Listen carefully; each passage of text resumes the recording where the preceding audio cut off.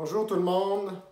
Mon nom est Guillaume Tremblay. Je suis chargé de projet à l'organisme Métadame, un organisme pour les pères utilisant ou ayant utilisé des opioïdes.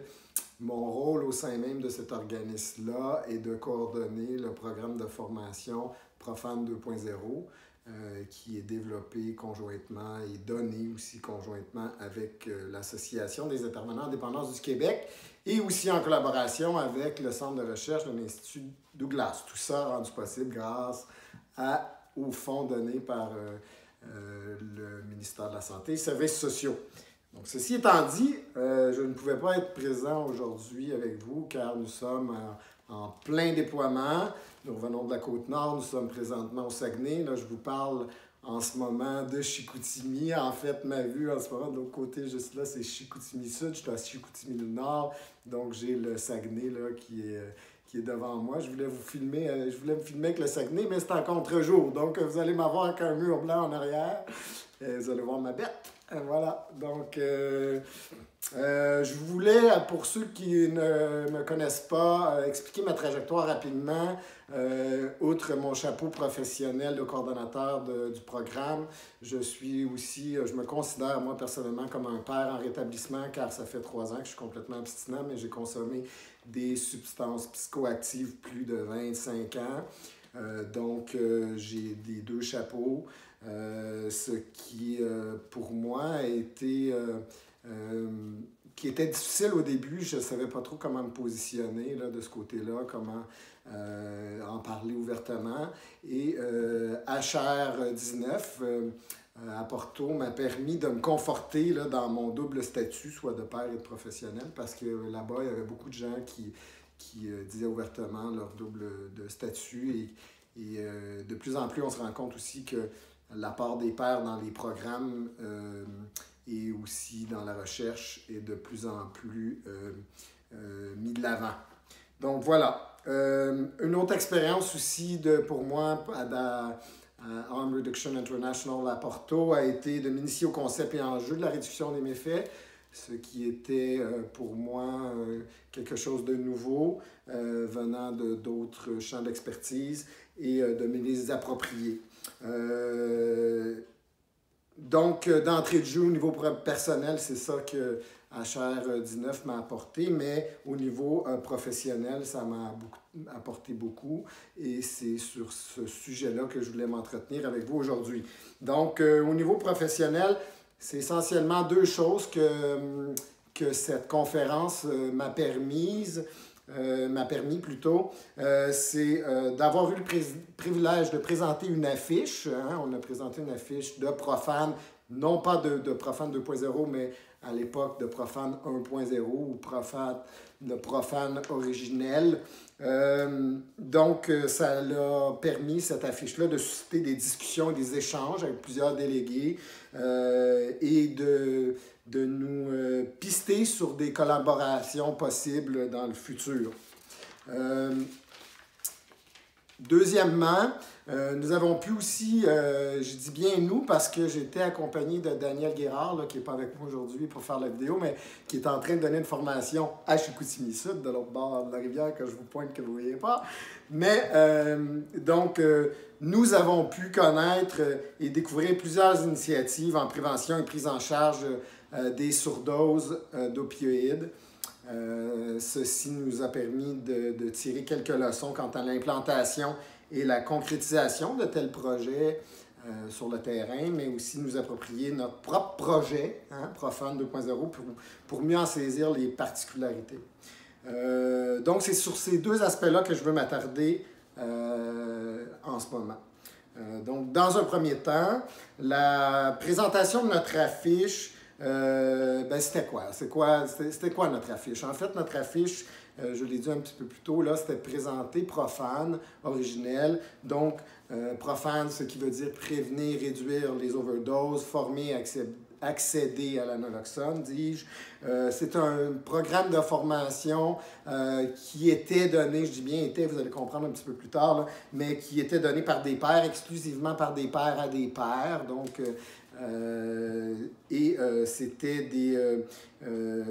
C'était un programme d'éducation à l'administration de la naloxone qui était innovateur là, au Québec à cause de cette particularité-là. Donc, plus précisément, là-bas, sur notre affiche à Porto, qu'est-ce qu'on présentait? C'était les impacts que ce type de programme avait sur les pairs formateurs. Donc, je l'ai dit, là, c'est des pairs qui formaient d'autres pairs. Donc, on a des pairs formateurs, c'est comme ça comme on les nomme. On les nomme encore comme ça, d'ailleurs. Il y en a toujours dans le programme. Et nous, on voulait bien expliquer que, outre d'outiller les gens à faire face aux surdoses, mais ça aussi avait des bénéfices. On va appeler ça comme ça des bénéfices marginaux, d'autres types de bénéfices, autres que de simplement donner des outils pour faire face aux surdoses. Donc, l'impact sur les pairs formateurs était mis de l'avant dans notre affiche. Donc, les bénéfices associés à être un pair formateur, on les a exposés comme suit. C'est un changement dans l'auto-perception de sa propre personne. Hein? Ça donne des changements dans les habitudes de consommation aussi, pas juste dans l'auto-perception de la personne, mais aussi dans ses habitudes de consommation, se sentir aussi plus inclus socialement, plus en concordance avec son sens de responsabilité pour aider autrui. Donc, on a un sens de vouloir aider autrui. On a aussi un sentiment de contrôle. On est aussi perçu comme étant quelqu'un ayant des compétences et des connaissances. Donc, ce qui rehausse l'estime personnelle. D'autres impacts qu'on a mis de l'avant, non pas dans la fiche, qu'on a plutôt exposé là-bas, mais sans l'avoir inscrit dans notre affiche, c'est d'autres impacts que la recherche à ce jour avait éclairé. En fait, juste pour vous contextualiser, il y a une recherche là, qui est toujours en cours là, au sein du programme de formation, une recherche qui évalue l'impact les bénéfices associés à participer à notre programme. Donc, il évalue ça. Il évalue aussi l'implantation, la manière dont on implante le programme, mais il évalue aussi nos objectifs de transfert de connaissances. Bref, si on atteint nos objectifs de ce côté-là. Donc, d'autres bénéfices associés, non pas à être un pair formateur, mais bien à être un participant dans nos formations, sont listés comme suit. On l'expliquait plutôt aux délégués là, qui venaient parler du programme. C'est que les gens, suite à avoir suivi notre programme de formation, vont chercher de la naloxone puis la transportent avec eux. On s'est rendu compte de ça. Rehausse le sentiment de fierté et d'estime de confiance aussi de ces personnes-là. Favorise le sens des responsabilités envers autrui. On développe l'espoir en faisant ce type de programme-là. Là, les gens sortent de là motivés. Il y a un sentiment de sécurité aussi qui s'installe, un pouvoir d'agir. Changement d'habitude de consommation, encore une fois, ça revient. Et surmonter la stigmatisation aussi, là, c'est ce qui n'est pas peu de choses là, dans le contexte d'utilisation de substances. Donc, encore une fois, outre d'outiller les participants à faire face à des situations de surdose, le programme, par sa nature propre, en vient engendrer des changements notables là, quant à le comportement, le changement de comportement par rapport aux habitudes de consommation, mais aussi un changement par rapport au sens la responsabilisation des personnes. Et même, ça va même plus loin, là, ça va jusqu'à avoir un changement sur l'identité propre de la personne, donc l'identité sociale de la personne. Donc, fort de son succès, le programme a migré vers Profane 2.0 et là, encore une fois, pas à Bordeaux, pardon, à Porto, je ne sais pas pourquoi je dis Bordeaux, mais on va me tailler à Porto. À Porto, on avait une petite section dans notre affiche qui parlait des suites du programme. Donc, les suites du programme, le Profane 2.0, là, c'est pour ça que je pointe sans arrêt en arrière, le Profane 2.0, là, voilà. Maintenant, a migré vers, en fait, il s'est développé pour aussi élargir son public cible. Donc, on ne s'adresse plus nécessairement seulement aux usagers et proches. Donc, oui, on continue à avoir une formation qui roule puis qui est donné pour les usagers et leurs proches, leur entourage. Et là, on a élargi quand même le public cible. Quand on parle d'usagers et de proches, on parle des usagers, des proches, des organismes communautaires, communautaires de la province, parce que notre mandat qu'on a reçu du ministère de la Santé et des Services sociaux du Québec, c'est bien de former l'ensemble des groupes de pairs et des groupes communautaires de la province. Et donc, on s'est dit, bien, on va former les usagers de ces groupes-là, mais aussi les gens œuvrant dans ces groupes-là, s'y impliquant, donc personnel de soutien, personnel administratif, gestionnaire, intervenants, intervenantes, etc. Donc, on a développé avec l'Association des intervenants en dépendance du Québec une formation s'adressant au milieu communautaire. Et on s'enligne là pour développer dans une phase 3, je dirais, un profane peut-être 3.0, une formation de formateurs. Donc, la formation de formateur, ça voudrait, en fait, ça veut un développement d'outils de transfert de connaissances et d'une plateforme qui facilitera les échanges et les meilleures pratiques pour faire face aux surdoses. Et là, on veut élargir aussi, outre d'élargir notre bassin de public cible, on veut aussi élargir à d'autres types, tout type de surdoses. Donc, nous nous penchons présentement, là, en ce moment, on est en train de mener des entrevues avec des informateurs clés un petit peu partout en région. Donc, c'est pour ça aussi que je me déplace, outre d'offrir du soutien à l'équipe de formation qui donne des formations sur le terrain et d'être là pour s'il arrive des pépins ou quoi que ce soit, bien, je suis aussi là pour faire des entrevues avec des informateurs clés un petit peu partout en région pour voir quels sont leurs besoins puis quel type de formation de formateurs on devrait élaborer et déployer. Donc, notre affiche, pour en revenir à ça, on va revenir à HR19. Donc, notre affiche, on avait présenté ces aspects-là. Les impacts, bénéfices associés à suivre notre programme de formation. Et ensuite, on avait brièvement expliqué les suites du programme de formation. Donc, ça a suscité bien des échanges et des discussions avec les délégués qui venaient visiter notre affiche quand on était présent. Et les discussions étaient surtout centrées sur les autres types de programmes d'éducation à l'administration de la naloxone, les Take-Home Naloxone Programs qui sont donnés un peu partout dans le monde, qui sont implantés un petit peu partout dans le monde. Par contre, ils ne sont pas nécessairement donnés par des pairs et exclusivement par des pairs, ce qui était et est toujours une particularité de notre programme, mais on n'est plus exclusivement par des pairs parce que maintenant elle est co-animée par des pairs et des intervenants, mais les pairs restent quand même au centre de l'implantation du programme et de son élaboration. Et les Take-Home Naloxone Programs, les programmes d'éducation à l'administration de la naloxone ailleurs dans le monde, étaient encore moins élaborés par une association de pairs telle que Métadame et pilotés par elle. Voilà, donc ça suscitait beaucoup d'intérêt de la part des délégués qui venaient visiter notre affiche. Donc, on avait plusieurs questions, puis on devait donner plusieurs précisions sur ces aspects-là. Et une autre particularité de notre programme, c'est que c'est rarement donné sur une journée complète. Nous, notre formation se donne sur une journée complète, car en après-midi, on a un volet RCR qui est donné là, quand on s'adresse aux usagers et leurs proches. Donc, un volet RCR en boni, là, en situation de surdose. Et donc, c'est rarement donné sur une journée complète. La plupart des programmes, c'est des programmes courts d'une heure et demie, 2 heures, même voire 3 heures des fois, mais journée complète telle que la nôtre, c'est très rarement vu. Et avec un volet RCR en plus, encore moins. Donc, voilà notre particularité. Donc, voici les questions que nos délégués nous posaient. Questions posées par rapport à la durée de notre formation. Est-ce que les usagers restent toute la journée? Et c'était la première question d'emblée que les gens nous posaient. Ouais, mais est-ce que les usagers vont rester toute la journée? Et nous y disions, ben oui, parce que pour plusieurs raisons. Parce que nous faisons participer, ils participent, là, ils sont pas là, ils font pas juste des éponges, là, on leur demande aussi de partager leur expérience, d'échanger avec leurs collègues.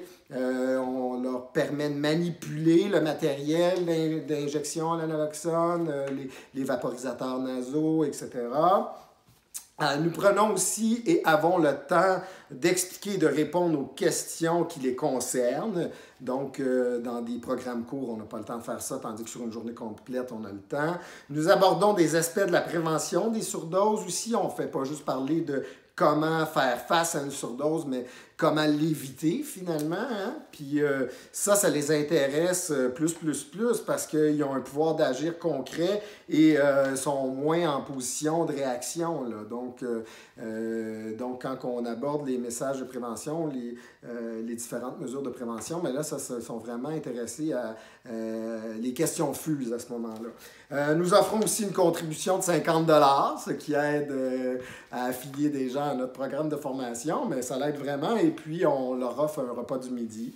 Donc, pour toutes ces raisons-là, ben, ils viennent et ils restent. C'est très rare qu'on a vu des gens quitter, là, puis absolument, ils ont des bonnes raisons pour le faire. Deuxième question qui a été posée par les délégués était quant à la rétention des pairs formateurs. Avez-vous de la difficulté à avoir de la rétention de vos pairs formateurs? Encore une fois, on leur a répondu non parce que leur savoir est reconnu comme pertinent, voire même essentiel. Ils sont perçus comme des experts et ça, on a vu tout à l'heure, ça amène toutes sortes de bénéfices associés. Ils sont payés pour leur travail aussi, ils sont rémunérés pour être là. Hein. Le rapport au programme est considérable parce qu'ils participent aussi à l'élaboration de celui-ci sur plusieurs aspects, contribuent par leur connaissance, mais aussi par leur avis. Leur avis est entendu, leur avis est demandé sur plusieurs aspects du programme. Donc, ça développe réellement un sentiment d'appartenance au programme. Donc, ils s'y investissent très fortement, finalement. Troisième question qui était fréquemment posée était par rapport à la perception d'un tel programme par les autorités publiques. Là, on me disait comment vous faites par rapport avec vos partenaires. Dans certains pays, c'est un peu mal vu de pouvoir administrer la naloxone et tout ça. Donc, c'était une question qui revenait à quelques reprises. Donc, nous, on a dit, ben ça a été conceptualisé même avec les autorités publiques. Dès le départ, là, la Direction de santé publique de Montréal s'y est investie dans le programme. Nous avons eu un mandat clair aussi du ministère de la Santé et des Services sociaux du Québec pour déployer le programme à l'ensemble de la province. Il y a un travail de partenariat serré avec plusieurs autres organismes, regroupements qui œuvrent en réduction des méfaits sur le territoire du Québec. Et on reconnaît, puis tu sais, ce partenariat-là est très respectueux. Chacun reconnaît les compétences de chacun, puis les apports que tout le monde peut apporter. Et aussi, il y a l'aspect recherche là, qui vient appuyer notre démarche, qui donne une plus-value en l'évaluant positivement. Là. Donc, voilà, et en voyant les retombées concrètes que ça a sur les gens.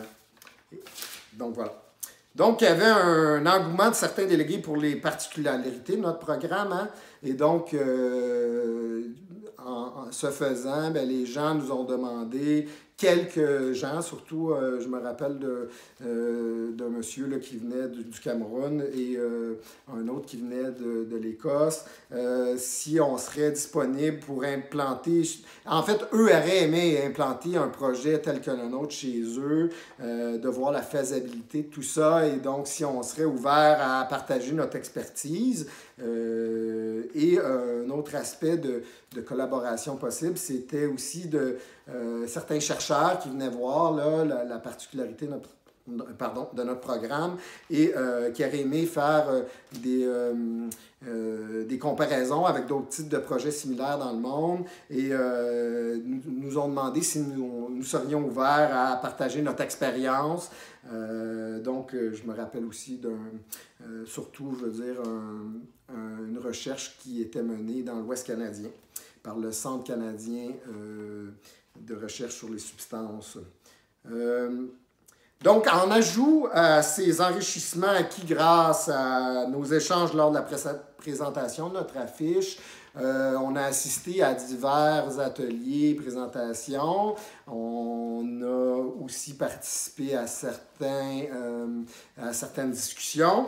Et en faisant ça, ben, c'est sûr que nous avons tiré quelques leçons et on a fait on a fait certains constats en regard à la bonne mise en œuvre de projets innovateurs en prévention des surdoses. Donc, nous avons eu l'opportunité de se familiariser. Je parle encore au nous parce que j'étais avec Daniel. Là. Je parle au nom de Daniel Guérard, là, qui est toujours en train de donner la formation. Je m'en vais là dans pas long les chercher. Nous avons eu l'opportunité de se familiariser avec plusieurs projets inspirants. Voici les leçons et constats principaux qui en ressortent. En fait, il y en a trois là, que les trois principaux sont les suivants. Le premier, c'est les programmes et projets qui sont porteurs et atteignent leur objectif cible sont habituellement inclusifs. Et quand on parle d'inclusivité, voici ce que j'entends par là.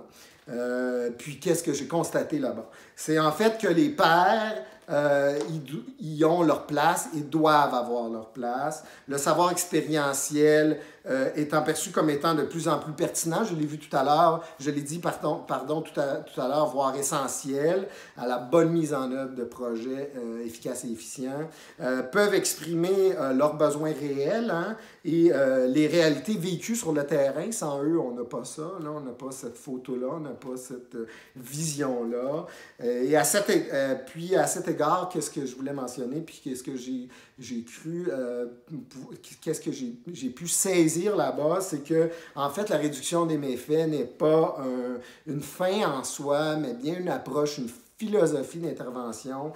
Puis quand les pairs viennent nous partager leurs besoins puis la réalité terrain, bien, ils nous ramènent à l'ordre et ils nous disent, écoutez, c'est pas une fin en soi la réduction des méfaits, c'est en changement constant, ça doit être muable, transférable, ça doit être très dynamique, là, voilà. Donc, ils sont là, en fait, pour nous rappeler ça, entre autres.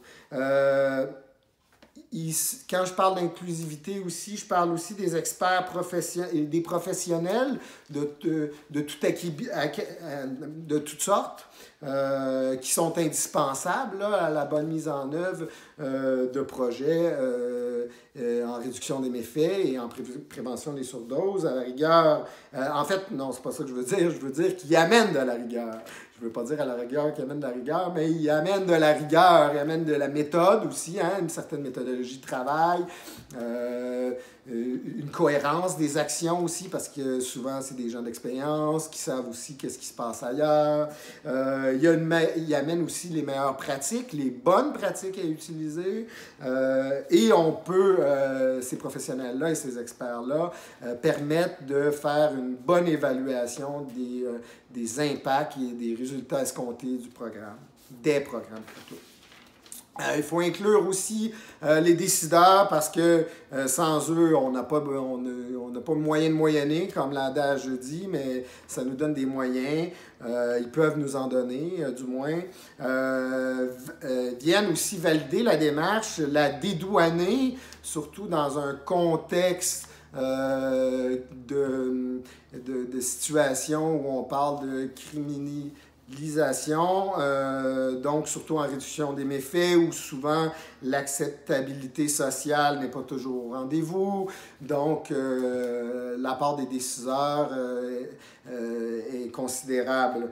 Des grands oubliés souvent dans les projets, c'est l'entourage des personnes. Et ça, là, j'ai vu quelques présentations là-bas là, qui pointaient vers eux. C'était l'entourage des personnes à qui s'adressent les services en réduction des méfaits et pour qui l'action est entreprise. Ont besoin, ces gens-là, de se sentir concernés. Ils se sentent souvent concernés par ça.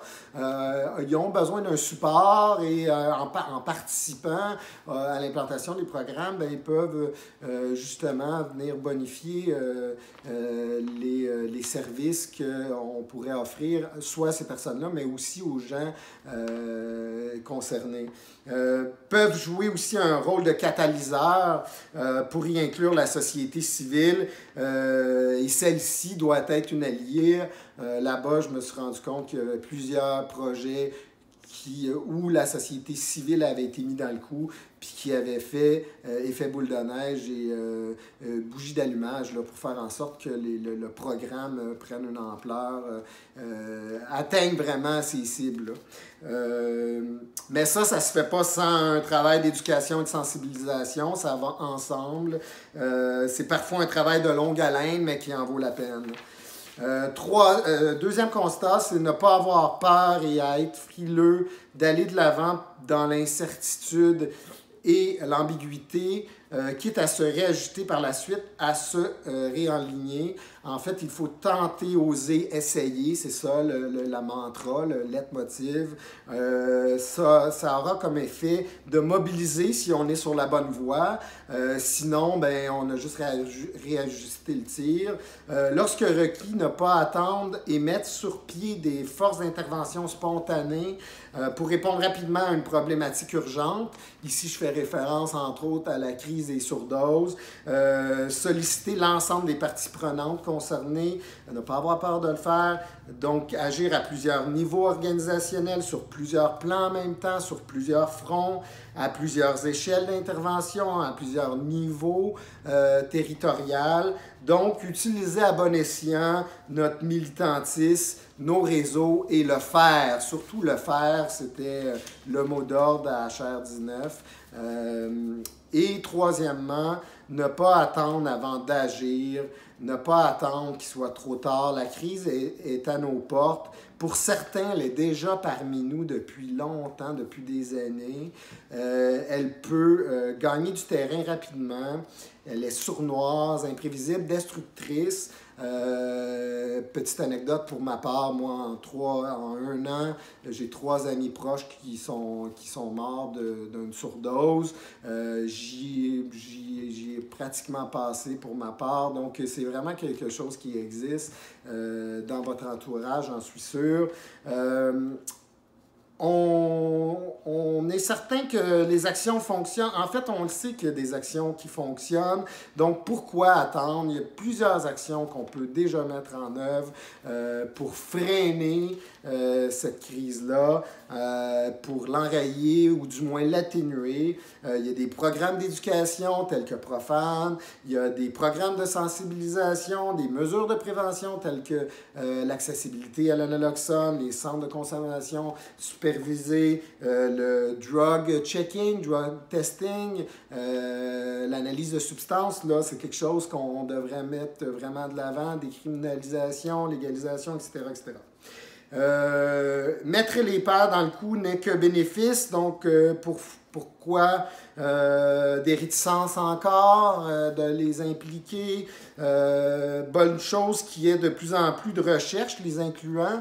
Encore une fois, à HR19, là, il y avait plusieurs présentations à ce sens qui expliquaient l'apport des pairs en recherche et ces recherches-là démontrent la pertinence de leur apport, ce qui pousse à les inclure autant dans la recherche que dans l'élaboration de programmes, pas juste dans la dispensation de services purs et durs. En conclusion, suite à mon expérience à Harm Reduction International en 2019 à Porto, il me reste un défi d'appliquer dans mon travail les leçons apprises, de les mettre en pratique, mais je vais m'y efforcer, de donner suite aux pistes de collaboration et de coopération qui ont émergé, les développer. Je pense entre autres à mon monsieur du Cameroun, je pense aussi à la France là, qui nous ont approchés pour voir s'il serait possible d'implanter Profane là-bas. Continuer à défendre la pertinence de la part des pairs dans les projets à venir. Donc, c'est une plateforme idéale pour ça, là, HR19, en fait, Harm Reduction. Sans cesse affiner ma compréhension des mécanismes sous-jacents à la crise des opioïdes et des surdoses en général pour tenter de l'enrayer, comme je l'ai dit tout à l'heure, ou du moins de l'atténuer. Mais ça, s'il ne se fait pas en vase clos, donc Harm Reduction est là pour nous permettre de réseauter. C'est une bonne occasion pour le faire. Ça tisse des liens, ça crée des opportunités. On ouvre des horizons aussi.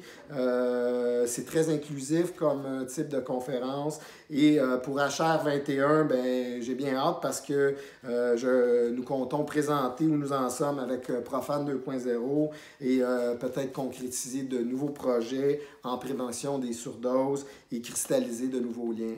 Donc, je vous remercie beaucoup pour votre écoute et au plaisir de vous rencontrer toutes et tous prochainement. Si vous avez des questions sur le programme de formation Profane 2.0, je vous invite à aller visiter le site web du programme à idq.org/profane sans E, hein? Profane P-R-O-F-A-N.